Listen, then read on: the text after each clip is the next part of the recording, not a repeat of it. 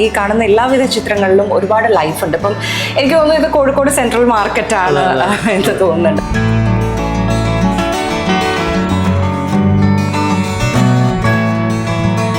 ഏറ്റവും മൈന്യൂട്ട് ആയിട്ടുള്ള കാര്യങ്ങൾ മുഖത്തുള്ള ഡീറ്റെയിലിംഗ് ആയിട്ട് അതൊക്കെ അത്രയും ഡീറ്റെയിൽ ആയിട്ട് ചെയ്യും. അത് ഹൈപ്പർ റിയലിസ്റ്റിക്.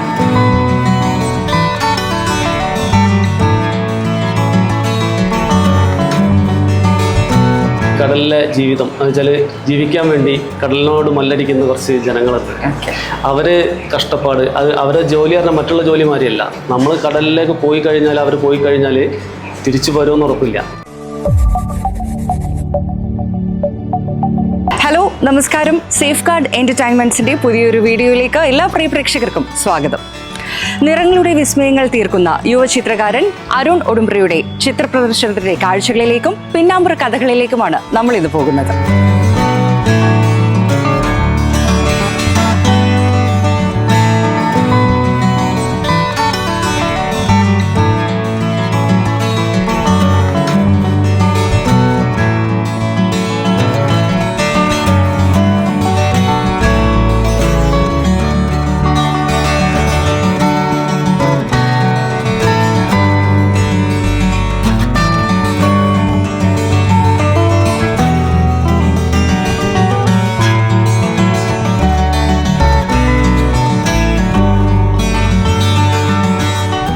ഈ ചിത്രപ്രദർശനത്തിന്റെ ചിത്രകാരൻ മിസ്റ്റർ അരുൺ ഒടുംബ്ര നമ്മോടൊപ്പമുണ്ട്. ഹായ്, നമസ്കാരം. ഞാനിപ്പം വന്ന സമയത്ത് തന്നെ ഒരുപാട് ചിത്രങ്ങൾ, ഒരു 10-30ഓളം ചിത്രങ്ങൾ ഇവിടെ പ്രദർശിപ്പിച്ചിട്ടുണ്ട് എന്ന് തോന്നുന്നുണ്ട്. അപ്പം ആദ്യം തന്നെ ചോദിക്കുകയാണ്, എങ്ങനെയാണ് ഈ ഒരു ചിത്ര രചനയിലേക്ക് അല്ലെങ്കിൽ ചിത്രവരയിലേക്ക് കടക്കുന്നത്? ചിത്രകലയിലേക്ക് കടന്നു വരുന്നൊരു നിമിഷം എനിക്ക് ഓർമ്മയില്ല. കാരണം ചെറുപ്പം മുതലേ എനിക്ക് ഈ ചിത്രം വരാനോട് നല്ല താല്പര്യമാണ്. അപ്പോൾ ചെറുപ്പം മുതലേ വരച്ച് അങ്ങനെ വന്നതാണ്. അല്ല, ഇടക്കാലത്തൊരു കയറി വന്നതല്ല. അല്ല, മുമ്പേ ഉണ്ടായിരുന്ന ഇഷ്ടം. അതിങ്ങനെ പരിപോഷിപ്പിക്കാനായിട്ട് എന്തെങ്കിലുമൊക്കെ ചെയ്യുമോ? പിന്നെ അത് നിരന്തരം വരച്ചുകൊണ്ടിരിക്കുക. അപ്പോളേ നമ്മൾക്ക് ആ കഴിവ് വളർന്നു വരുള്ളൂ. അപ്പം ഓരോ സമയം കിട്ടുമ്പോഴും എന്തെങ്കിലും ഒഴിവ് കിട്ടുമ്പോഴും വരച്ചുകൊണ്ടിരിക്കുക. അങ്ങനെയാണ് ചെറുപ്പം മുതലേ വന്നത്. ഈ കാണുന്ന എല്ലാവിധ ചിത്രങ്ങളിലും ഒരുപാട് ലൈഫ് ഉണ്ട്. ഇപ്പം എനിക്ക് തോന്നുന്നു ഇത് കോഴിക്കോട് സെൻട്രൽ മാർക്കറ്റാണ് എന്ന് തോന്നുന്നുണ്ട്. അപ്പം ഇതിലെ ഓരോ വരയും ഓരോ രചനയും, ഈ കത്തിയാണെങ്കിൽ മീനാണെങ്കിൽ ഒക്കെ എല്ലാത്തിനും ഓരോ ലൈഫ് ഉണ്ട്. അപ്പം എങ്ങനെയാണത് ചിത്രത്തിലേക്ക് ഈ പകർത്തി വരയ്ക്കുമ്പോൾ, അല്ലെങ്കിൽ എങ്ങനെയാണ് ഒരു ചിത്രം വരയ്ക്കുക എന്നുള്ള പ്രോസസ്സ് എങ്ങനെയാണ് താങ്കളുടെ മനസ്സിൽ നടക്കുന്നത്? ഒരു ചിത്രം വരയ്ക്കുമ്പോൾ ഒരു ക്യാൻവാസിൻ്റെ മുന്നിൽ വരുമ്പോൾ അത് ഒരു ചിത്രം തീരുമാനിച്ചിട്ടാണ് ഞാൻ ക്യാൻവാസിന് മുന്നിൽ വരല്. അപ്പോൾ ആ ചിത്രം എത്രത്തോളം മനോഹരമാക്കാൻ പറ്റും, അതിലത്തെ ഓരോ മൈന്യൂട്ടായിട്ടുള്ള ഓരോ പോയിന്റുകളും വിടാതെ മടി കൂടാണ്ട് അത് ചെയ്ത് തീർക്കുക. അതാണ് എൻ്റെ ഒരു ശൈലി. ഓക്കെ, ഇതും മുമ്പ് പറഞ്ഞതുപോലെ തന്നെ മനോഹരമായിട്ടുള്ള ഒരുപാട് ലൈഫുകൾ, ഒരുപാട് ജീവിതങ്ങൾ ഈ ഒരു ചിത്രത്തിലുണ്ട്. അപ്പം ഇത്തരത്തിലുള്ള ചിത്രങ്ങളിലേക്ക് വരുന്നത് ഇപ്പം നമ്മുടെ സാമൂഹിക സ്ഥിതി കണ്ടിട്ടാണോ, അല്ലെങ്കിൽ നമുക്കിടയിലുള്ള മനുഷ്യരെ ഓർത്തിട്ടാണോ ഓരോ ചിത്രങ്ങളും വരച്ചുകൊണ്ടിരിക്കുന്നത്? ഇത് ഈ കടൽ എന്ന് പറഞ്ഞ ഒരു സീരീസ് ഞാൻ തിരഞ്ഞെടുത്താണ്. കാരണം ഒരു 4 പിക്ചറാണ് ഈ കടൽ സീരീസിലുള്ളത്. അതൊന്ന് കടൽ, പിന്നെ ഒന്ന് അതുപോലെ കടലിലേക്ക് ജോലിക്ക് പോകുന്ന ആ ബോട്ട് കടലിലേക്ക് മുൻകൈ ഇറക്കി ജോലിക്ക് പോകുന്ന ഒരു പിക്ചർ. പിന്നെ അതേപോലെ അത് മീൻ പിടിച്ച് വന്ന് തുറമുഖത്ത് എത്തിയിട്ടുള്ള ഒരു പിക്ചറാണിത്. അതേപോലെ ഇത് എല്ലാം കൂടെ പിന്നെ വിപണിയിൽ മാർക്കറ്റിൽ എത്തിയിട്ടുള്ളതാണ് നമ്മൾ നേരത്തെ കണ്ട പിക്ചർ. അങ്ങനെ ഒരു സീരീസ് ആണ്. ഇത് ചെയ്യാനുള്ള കാരണം എന്താണെന്ന് ചോദിച്ചാൽ, ഇത് കടലുമായിട്ട് ബന്ധപ്പെട്ട് എനിക്ക് എൻ്റെ അച്ഛൻ്റെ പെങ്ങളെ വീട് കടൽ തീരത്താണ്, ഗോതീശ്വരം. അപ്പോൾ അവിടെ നമ്മൾ കാണുന്നൊരു കാഴ്ചയുണ്ട്. ഈ കടലിലെ ജീവിതം എന്ന് വെച്ചാൽ ജീവിക്കാൻ വേണ്ടി കടലിനോട് മല്ലടിക്കുന്ന കുറച്ച് ജനങ്ങളുണ്ട്. അവര് കഷ്ടപ്പാട്, അത് അവരെ ജോലി പറഞ്ഞാൽ മറ്റുള്ള ജോലിമാരിയല്ല. നമ്മൾ കടലിലേക്ക് പോയി കഴിഞ്ഞാൽ, അവർ പോയി കഴിഞ്ഞാൽ തിരിച്ചു വരുമെന്ന് ഉറപ്പില്ല. ജീവൻ പണം വെച്ചിട്ടുള്ളൊരു പോക്കാണ്. നമ്മൾ മീൻ വാങ്ങുമ്പോൾ ഇതൊന്നും ചിന്തിക്കാറില്ല. മീൻ വാങ്ങുമ്പോൾ 10 രൂപ കുറച്ച് അങ്ങനെ മീനിന് അങ്ങനെ വാങ്ങിക്കുന്നത്. അപ്പം ആ ഒരു ജീവിതം വരച്ച് കാണിക്കണമെന്ന് കുറേ ആയിട്ട് എൻ്റെ മനസ്സിലുണ്ടായിരുന്നു. അങ്ങനെയാണ് ഈ ചിത്രങ്ങൾ വന്നത്.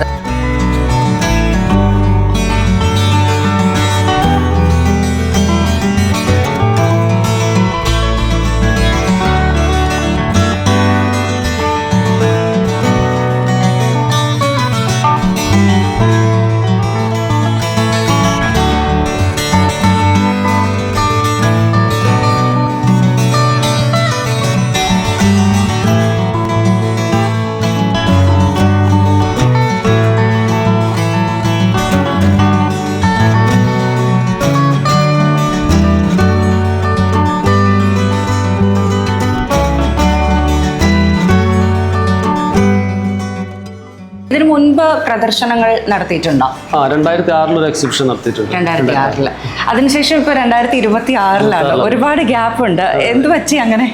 അതൊന്നുമില്ല, നമ്മൾ കലയും ജീവിതമൊക്കെ കൊണ്ടുണ്ട് മുന്നോട്ട്. പിന്നെ ഒന്ന് ഈ ചിത്രങ്ങൾ പെട്ടെന്ന് വരച്ചു തീർക്കാൻ പറ്റുന്ന ഒരു ഇതല്ലല്ലോ, 1-2 മാസം എടുത്തിട്ടൊക്കെ തീർക്കുന്ന ചിത്രങ്ങളാണ്.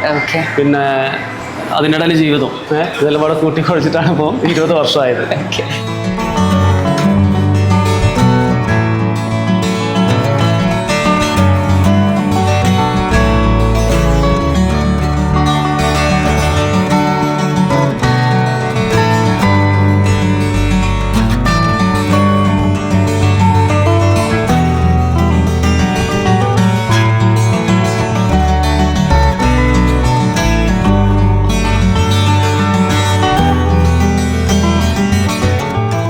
ആർട്ടിസ്റ്റ് എന്ന നിലയ്ക്കല്ലാതെ മറ്റെന്തെങ്കിലും ജോലി?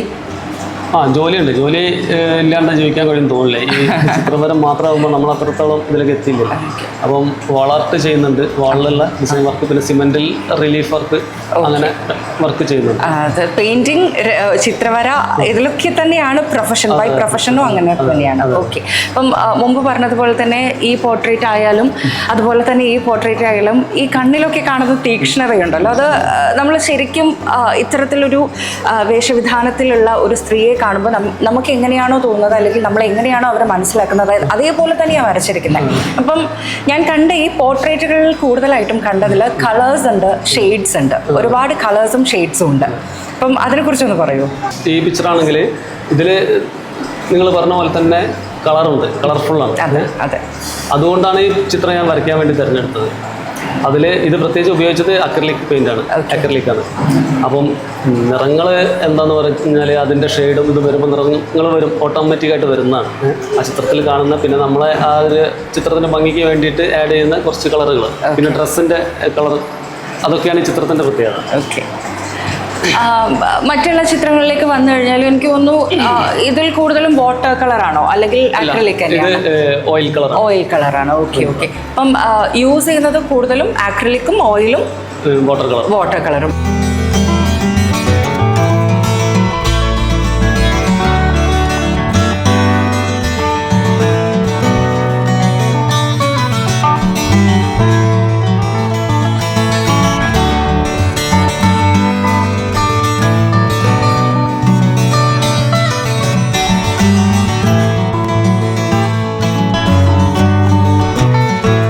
നമ്മൾ ഇത്രയും ചിത്രങ്ങളൊക്കെ കണ്ടുവന്ന് ഒടുവിൽ ഈ ചിത്രത്തിൻ്റെ അടുത്ത് എത്തി നിൽക്കുമ്പോൾ ഇത് കുറച്ച് വലിയൊരു ക്യാൻവാസാണ്. അപ്പം ആരെങ്കിലും അടുത്തറിയാവുന്ന ആരെങ്കിലും ആണോ ഇത്? ഇത് എൻ്റെ നാട്ടിലുള്ള മണി എന്ന് പറഞ്ഞ ഒരാളാണ്. മണിയേട്ടൻ ഞങ്ങൾ വിളിക്കും. മണി എന്ന് പറഞ്ഞ എൻ്റെ നാട്ടുകാരനാണ്. ഓക്കെ. അദ്ദേഹത്തിനെയാണ് ക്യാൻവാസിൽ പകർത്തിയിരിക്കുന്നത്. അപ്പം കൂടുതലും ഏത് കൈൻഡ് ഓഫ് പെയിന്റിംഗ് ആണ് ചെയ്യുന്നത്? അതെന്ന് പറഞ്ഞാൽ ഞാൻ ചെയ്തത് മൊത്തം ഹൈപ്പർ റിയലിസ്റ്റിക് പെയിന്റിങ്ങുകളാണ്. ഹൈപ്പർ റിയലിസ്റ്റിക് എന്നൊക്കെ മനസ്സിലായില്ല, നമ്മൾ ഏറ്റവും മൈന്യൂട്ട് ആയിട്ടുള്ള കാര്യങ്ങൾ, മുഖത്തുള്ള ഡീറ്റെയിലിംഗ് ആയിട്ട് അതൊക്കെ അത്രയും ഡീറ്റെയിൽ ആയിട്ട് ചെയ്യും. അത് ഹൈപ്പർ റിയലിസ്റ്റിക്. ആ കാറ്റഗറിയിലാണ് ഒരു അധിക പിക്ചറുകളും ചെയ്ത് വെച്ചത്. പോകെ പോകെ കൂടുതൽ പ്രദർശനങ്ങൾ നടത്താനുള്ള ആലോചനകളുണ്ടോ? കാരണം 2006 കഴിഞ്ഞിട്ട് 2026 അടുത്തൊരു ചിത്ര പ്രദർശനമായിട്ട് കോഴിക്കോട് എത്തിയിരിക്കുന്നത്. അപ്പം ഇനി എന്താണ് ഭാവി ഫ്യൂച്ചർ പ്ലാൻസ് എങ്ങനെയാണ്? ഇനി അടുത്തത് എറണാകുളം ഒരു എക്സിബിഷൻ ചെയ്യാൻ പ്ലാൻ ഉണ്ട്, പിന്നെ ബാംഗ്ലൂർ. അങ്ങനെ 2 സ്ഥലം മനസ്സിലുണ്ട്. ആദ്യമായിട്ടാണോ ചെയ്യാൻ പോകുന്നത്? അവിടേക്ക് ആദ്യമായിട്ടാണ്. അപ്പൊ അത് എന്തായാലും പെട്ടെന്ന് തന്നെ ചെയ്യണം എന്നുള്ള ഒരു പ്ലാനിലാണ് ഇരിക്കുന്നത്. ഓക്കെ.